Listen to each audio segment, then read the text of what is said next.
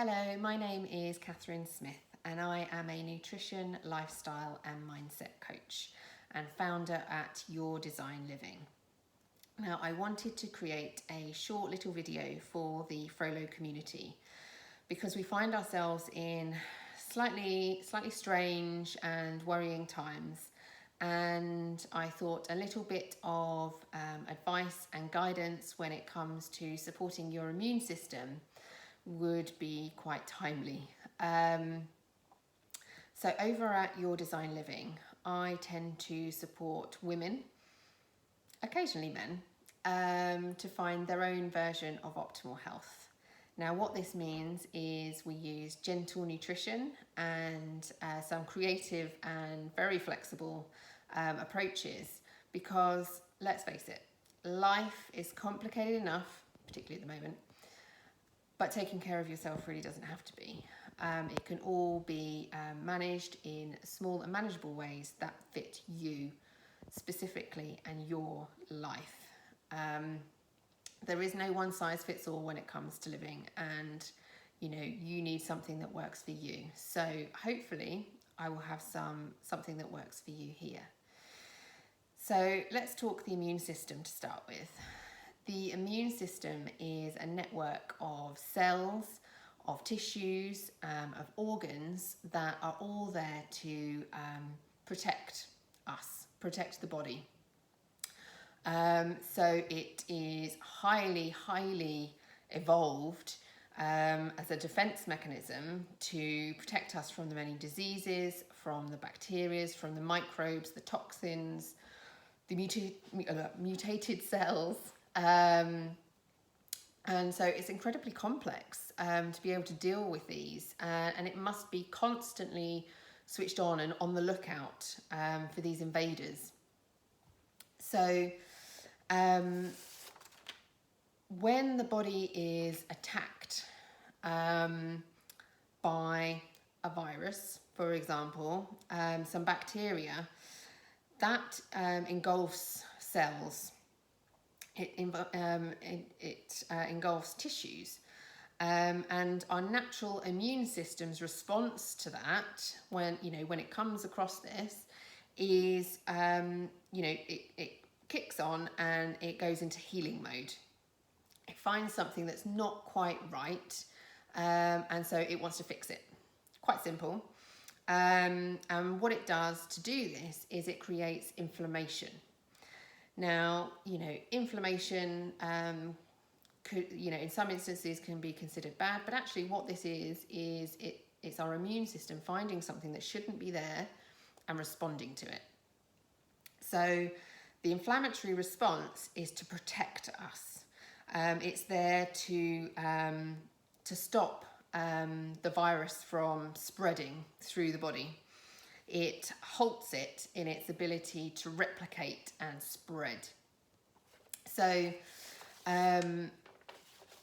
this inflammation, when we start to think about the lungs, so particularly when we start to think about coronavirus, COVID-19, that is a virus that is specifically targeting our respiratory systems and our lungs.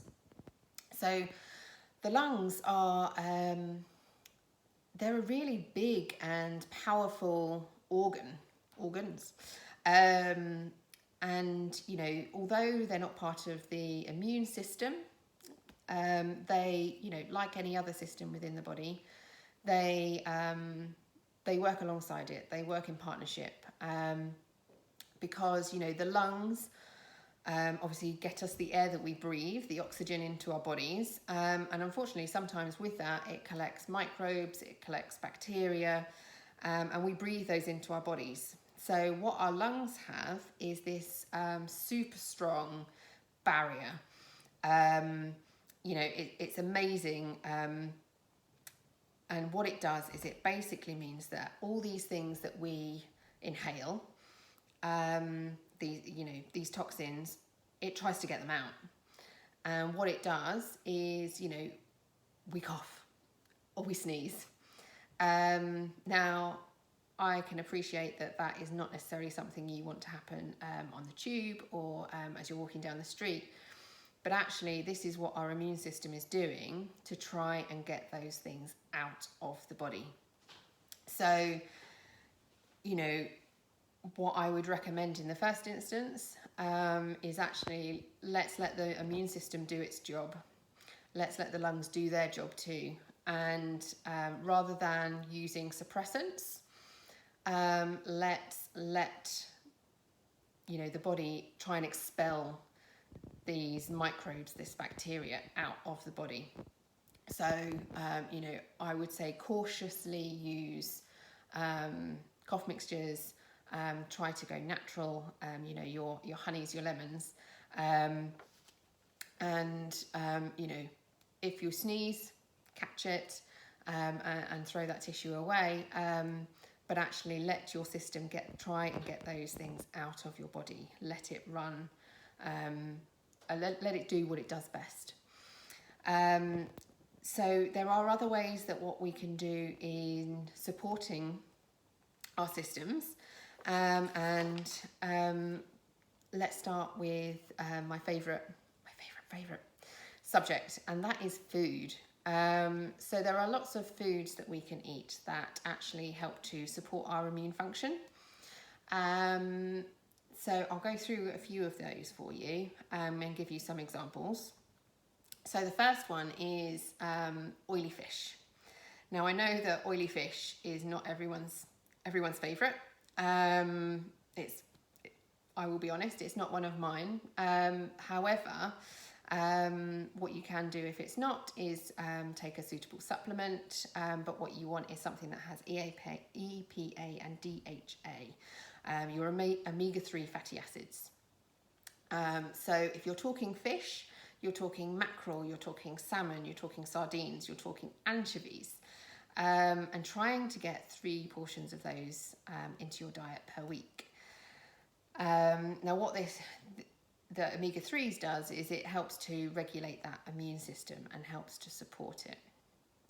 Another thing that we can consume is nuts.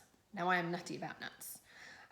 So when we're talking nuts, we're talking almonds, walnuts, hazelnuts, Brazil nuts, or even seeds, pumpkin seeds, sunflower seeds, flax seeds, sesame seeds, and trying to get a portion of those in per day. Now, what you can do is obviously have whole nuts or spreads. I've got 2 young ones, a bit of almond or peanut butter on toast, great.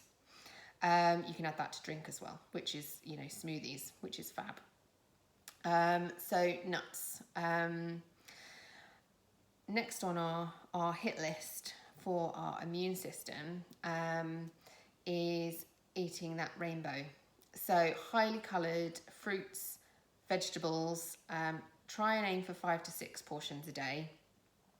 If you can get it higher, fantastic. But start where you're at and just try and introduce 1, per week, per day, and try and build those numbers up so that you're really getting a good number of portions in. Now, when you're talking about your fruits and your vegetables, we're talking antioxidants, we're talking vitamins, we're talking minerals, we're talking phytonutrients, and it's the phytonutrients that we're really after in the sense of the colours. So these obviously support your immune system, but you want to get a variety of different colours. So don't necessarily think of this as something that you need to get into every meal, but think about this through the day. Think about this over the course of a few days. Take it to your level and make it work for you. So, when you're talking about fruits and vegetables, you want to be thinking of the colours. So you're thinking dark green leafy veg. You're thinking carrots. You're thinking sweet potatoes. You're thinking berries. You're thinking beetroot, mushrooms, all sorts of different things, and just try and get all those different colours in there. Think about herbs and spices as well. So particularly ginger, garlic, green tea, if that's your thing, turmeric as well. These also contain your phytochemicals, and these have a strong impact on your regulatory immune system. So try and get those in. Think with the herbs, your corianders, your parsleys, your basils, green leafy veg. Just because they're small doesn't mean that they're not still a green leafy veg. So get those in as well. Next up on the hit list is probiotics.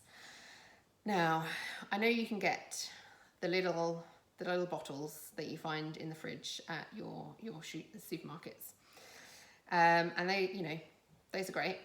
But you can also get your probiotics via live yogurts, unpasteurized cheeses, and also apple cider vinegar. Now, those are, there's a variety of different options in there, really. Obviously, the unpasteurized cheeses, careful when you take those, particularly around pregnancy, for example. But apple cider vinegar is a nice and easy and cheap option. Never take it neat, never drink it neat, because it can really damage your throat and the lining of your mouth even. So if you're that way inclined, you can dilute it with some warm water and have that in the morning or before a meal. Get your digestive system fired up. Alternatively, you could use it as a salad dressing, or a dressing that you put over your meal. That is quite a nice alternative to the many little bottles, which can prove quite expensive. But see what works for you. See what fits in with what is in your diet currently and what fits in within your budget as well. So the last one, a little bit of a cheeky one, is red wine. Now, all in moderation, as with anything. I'm not talking about having a bottle. I'm talking about having a small glass. And this also, being grapes, does have your phytonutrients in there as well, those antioxidants. So a little glass of red wine, particularly in these changing times, might just help you relax. And you can think of all those anti-inflammatory properties within it as well. So what we're thinking about with these food suggestions is your omega-3 fatty acids, your probiotics. You want to think your antioxidants. You want to think vitamins, vitamin D3 in particular. Now, vitamin D3, actually, your body creates within you, and it does this from cholesterol. So, get outside. But another one that you consume is zinc. And zinc is super important for your body in general. But when we're talking about the immune system, it's particularly important to keep that function strong, to help you to heal wounds, and support that normal growth function as well. So those are all things that you can do. So what else can you do? Let's think about other things outside of food. If you've got a great diet already, you might want to think obviously about switching some things around.